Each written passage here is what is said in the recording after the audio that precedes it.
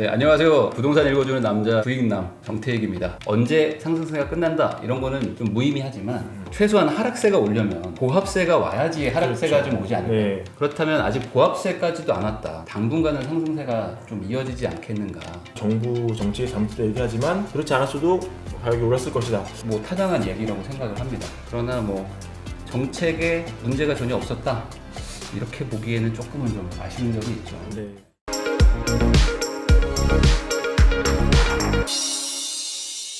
네, 안녕하세요. 매브리온 여러분. 오늘은 부동산계 우리 꽃미남, 네, 부동산 읽어주는 남자 부익남님 모시고 말씀 나눠보겠습니다. 네. 안녕하십니까? 예, 안녕하세요. 네. 네. 자기소개 좀 간단하게 부탁드립니다. 워낙 뭐 유명한 분이지만. 네, 아닙니다. 네, 안녕하세요. 매부리 TV 시청자 여러분. 저는 이제 유튜브 채널 부동산 읽어주는 남자를 운영하고 있는 부익남 정태익입니다. 네, 반갑습니다. 저희 지금 구독자가 16만 명이 좀 안 되는데 지금 한 65만 정도 되시죠, 그죠? 네, 뭐. 네, 엄청 큰 채널에 지금 주인장 역할을 하고 계신 그런 훌륭한 분입니다. 네. 오늘 저 부익남님 모시고 좋은 말씀 많이 나눠보도록 하겠습니다. 네. 일단 가장 그 궁금증이 많은 그런 질문부터 저희가 꼽아봤거든요. 일단 지금 이 사이클, 부동산 사이클, 네. 요거는 이제 어떻게 보시는지, 상승이 진짜 얼마나 더 가는 건지, 하락장은 오는지 네. 이런 거 묻는 분들이 많아요. 어떻게 생각하십니까? 네, 그렇게 질문들 정말 많이 하시거든요. 근데 뭐 소위 전문가라는 사람들도 상승세다, 하락세다 이런 건 맞출 수 있지만 상승이 언제 끝난다라는 걸 맞추는 거는 현실적으로 좀 어려운 점이 있는 것 같아요. 왜냐면은 예측을 하고 나서 뭐 6개월 뒤, 1년 뒤에 갑자기 어떤 정책이 바뀐다거나 뭐 이런 것들이 너무 극심한 시기거든요. 그래서 지금 예측이 뭐 언제 상승세가 끝난다 이런 거는 좀 무의미하지만 방향성 자체는 뭐 최소한 하락세가 오려면 보합세가 와야지 하락세가 그렇죠. 좀 오지 않을까. 네. 어떤 대외적인 뭐 경제 위기나 전쟁 뭐 이런 것들이 없는 한 그렇다면 아직 보합세까지도 안 왔다. 그러면 당분간은 상승세가 좀 이어지지 않겠는가.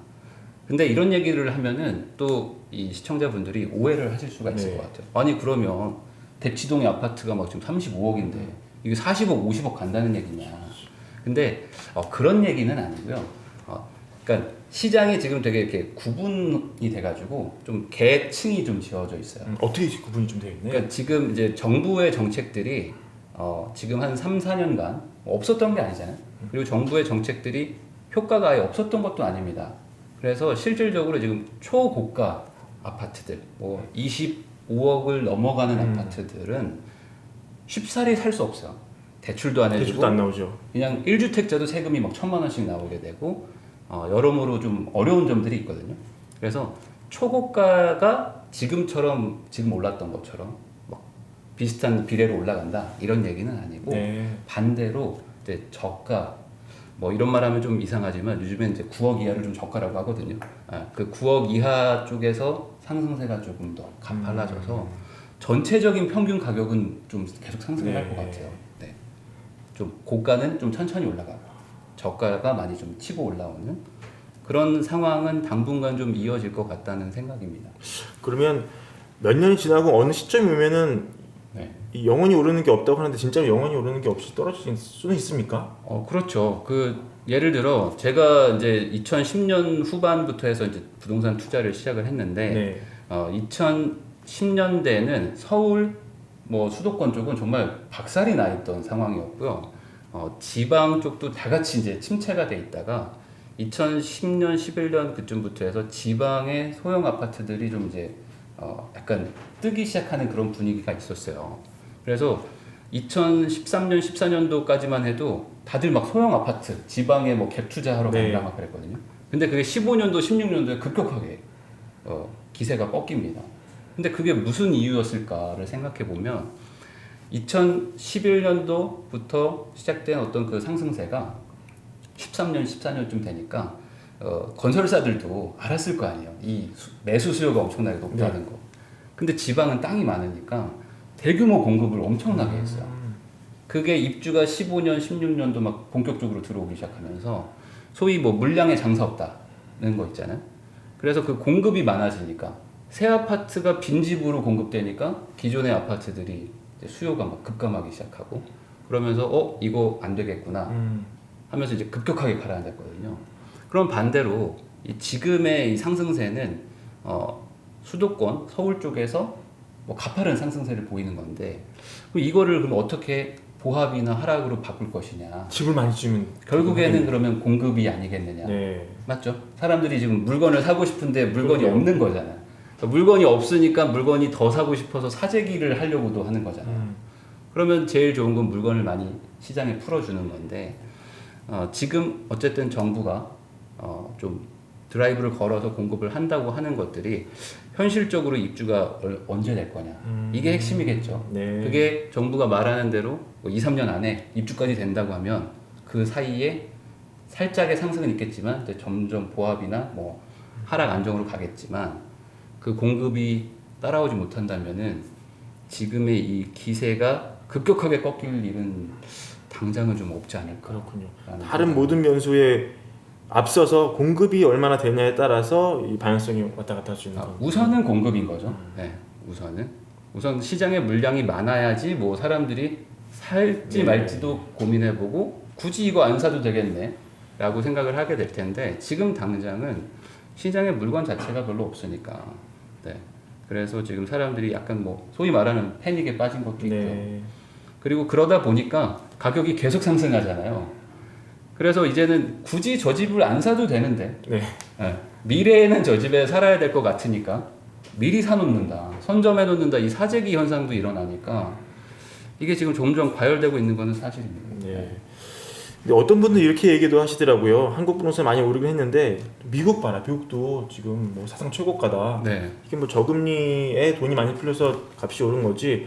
뭐 누군가는 정부 정책이 잘못됐다 얘기하지만 사실 그게 아니고 그렇지 않았어도 가격이 올랐을 것이다. 네. 이런 얘기 듣는데 어떻게 생각을 하십니까? 그거는 뭐 타당한 얘기라고 생각을 합니다. 당연히 이 부동산 투자라는 것도 뭐 주식하고 똑같을 것 같은데요. 우리나라 주식 뭐 시가총액이 뭐 정해져 있는데 예를 들어 뭐 외국에서 막 수백조의 돈이, 막 수천조의 돈이 갑자기 우리나라 한국에 막 투입이 된다. 네. 투자가 된다면 주가가 올라갈 거 아니에요. 그렇죠. 물건은 그대로인데 돈은 많이 들어오니까. 그러면 지금 이 코로나 사태로 뭐 어쨌든 전 세계적으로 좀 양적 완화하면서 돈이 많이 늘어나고 저금리까지 일어나면서 대출 받기도 좀 쉬워지니까 전체적으로 물건은 그대로인데 돈의 양 자체가 커진 건 맞죠. 그래서 이런 정책이 없었더라도 가격이 상승했을 거라는 거는 저도 동의를 합니다. 네. 그러나 뭐 정책에 문제가 전혀 없었다 이렇게 보기에는 조금은 좀 아쉬운 점이 있죠. 네. 네.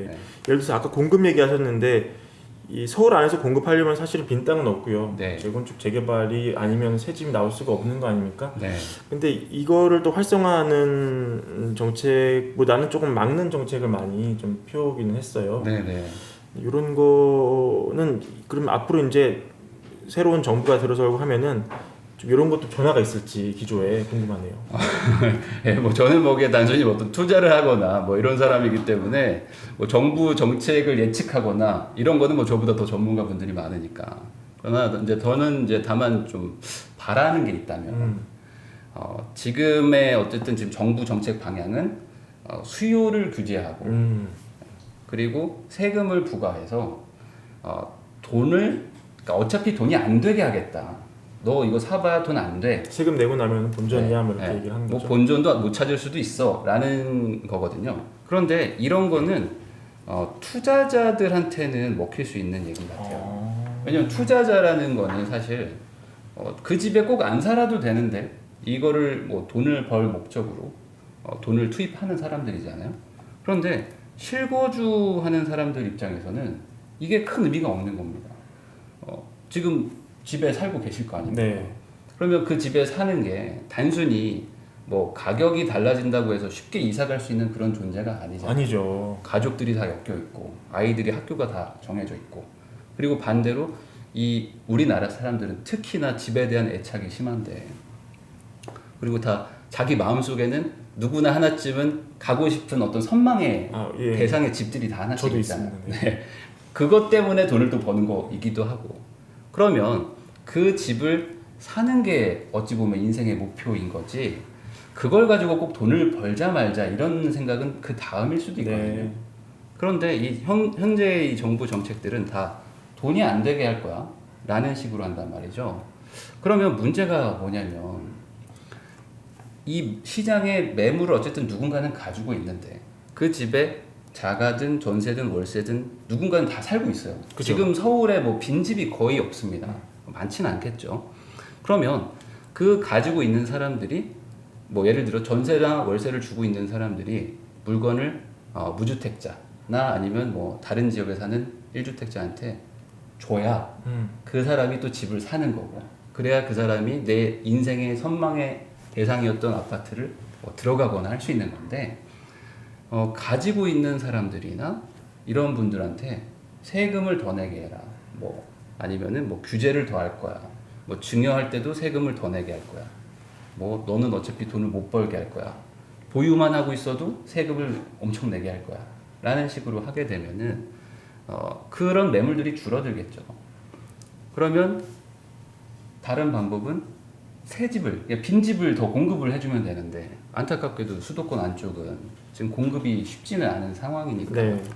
이도 저도 안 되는 상황인 거죠. 그런데 이 무주택자분들이나 1주택자분들은 아까 말한 선망의 집은 있고, 나도 아이도 키워야 되고 직장도 출퇴근을 해야 되는데 돈은 열심히 저축을 했고, 근데 가격은 올라가니까 또 조급한 마음도 생겨서 돈을 생각하는 게 아니고 가서 살아야 되겠다라고 생각하고 사니까 이게 점점 악순환이 생기는 것 같아요. 그래서 다음 정부가 만약에 이제 뭐 들어온다면 공급을 좀 확실하게 해줘야 되는데, 어떻게 해야 됩니까, 공급? 지금 말하는 것처럼 어떤 완전히 신도시를 만들든지, 그러니까 빈집에 아파트를 공급을 하든지, 네. 기존의 서울 땅에 아파트를 많이 공급하든지 둘 중에 하나잖아요. 근데 지금 3기 신도시도 어쨌든 지금 추진을 하고 있으니까 예. 이거는 이제 대규모 신축 아파트가 들어오니까 이거는 뭐 기대를 해볼 만한데, 서울에도 지금 워낙 노후화된 아파트들이 정말 많거든요. 많죠. 네. 근데 그 아파트들이 재건축, 그리고 또 이제 노후된 빌라 단지들이, 노후된 빌라 지역들이 뭐 재개발 이런 것들을 추진을 하려고 해도 현실적으로 좀 막히는 부분들이 많아요. 어떤 게 좀 가장 문제인가요? 비슷한 겁니다. 그러니까 이렇게 함으로써 돈을 벌게 되니까 너는 돈을 못 벌게 할 거야. 그러니까 이건 어차피 투자 가치가 없어라는 정책들을 계속 쓰니까 네. 필연적으로 개발이라는 거는 어쩔 수 없이 개발 이득이라는 게 생길 수가 있는데, 그거를 정부가 회수하겠다라거나 아니면 이게 투자 가치를 없게 만들겠다라는 식으로 가니까 그럼 나는 공급 못 한다 이렇게 가는 거잖아요. 그래서 지금 뭐 공공 재개발 재건축들도 추진하다가 이게 생각보다 사업성이 안 나온다 해서 좀 지지부진한 곳들도 많고, 그래서 이게 참 어려운 문제예요. 솔직히 말해서 이게 정말 어렵죠. 네. 누군가는 돈을 벌 수밖에는 없어요. 왜냐면 이 땅의 주인이기 때문에. 그럼요. 근데 그 사람이 돈을 안 벌게 하면서 이걸 개발해서 추가 공급을 하겠다라는 게 쉽지 않은 방향이니까. 그러면 이런 거는 좀 사회적으로 좀 합의를 어느 정도 해서, 중요한 거는 지금 공급을 하자는 거고, 그렇게 해서 빈 새 집을 지어주자. 그러면 그게 정말 되는 방향으로 했으면 좋죠. 그러니까 누군가는 이 개발을 통해서 조금 이익을 벌더라도 이 집이 없어서 고생하는 분들이 많으니까 네. 이분들의 어떤 공공성을 위해서는 누군가 설사 돈을 조금 벌더라도 그거를 감수하고 전반적인 공급 확대 기조로 가는 게 우리 사회 고통을 좀 더 경감하는 그런 길일 수 있겠네요. 네, 그렇죠. 근데 이제 현재 정부는 그거를 이제 공공 임대로 풀려고 하는 것 같아요. 그러니까 정부가 임대주택을 공급을 해서 거기에 살아라라고 하는데, 이제 뭐 얼마 전에 이제 국민 주거 실태 조사인가 그 국토부에서 나왔죠. 그 작년 2020년 기준으로 국민들한테 설문조사를 했는데 87.7%가 내 집을 가져야 된다. 네. 그러니까 우리나라 사람들은 이 집에 대한 열망이 어마어마한 크잖아요. 사람이에요. 그런 나라인데 공공임대도 뭐 나쁘다는 게 아닙니다. 근데 공공임대에 산다는 거를 우리나라 국민들은 별로 이렇게 좋아하지는 않는 것 같아요. 90%가 내 집을 마련하고 싶어 하니까. 그러면 그게 정말 그 국민한테 정확한 공급이 되는 것이냐, 이런 부분에 대해서 좀 걱정하는 분들이 많죠. 알겠습니다. 주택 마련 주식 대박 매불이 하나면 오케이입니다. 매불이 구독 누르시면 부자 됩니다. 좋아요 누르시면 더 부자 됩니다.